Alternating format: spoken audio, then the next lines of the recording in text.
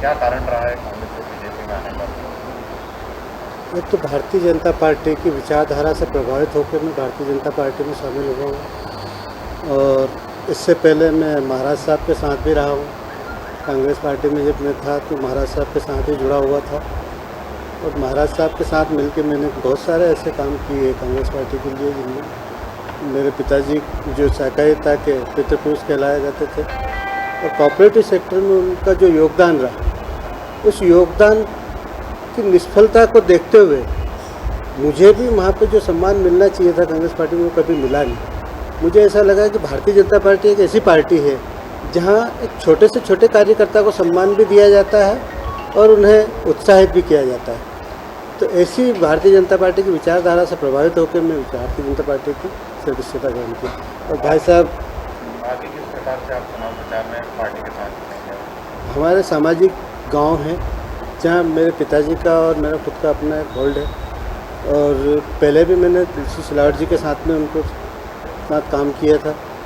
तो वहाँ निश्चित तौर पे भारतीय जनता पार्टी में मेरे आने से जो मेरे पिताजी का और मेरा होल्ड था वो आज भारतीय जनता पार्टी के लिए काम में आया। कोई आपके साथ पार्टी में नए लोग आए हैं, कौन लोग हैं और कहाँ से आए? आज भारतीय जनता पार्टी में नई सदस्यता और हमारे परिवार में आए हैं ऐसे आदरणीय मनोहर मंडलोई जी। आप आदरणीय बापू सिंह मंडलोई जी के सुपुत्र हैं। कोलोता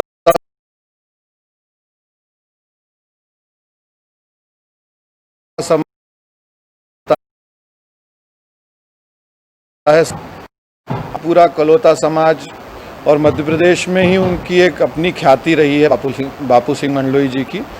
ऐसे बापू सिंह मंडलोई जी के परिवार से आज मनोहर भाई भारतीय जनता पार्टी की सदस्यता उन्होंने ग्रहण की है।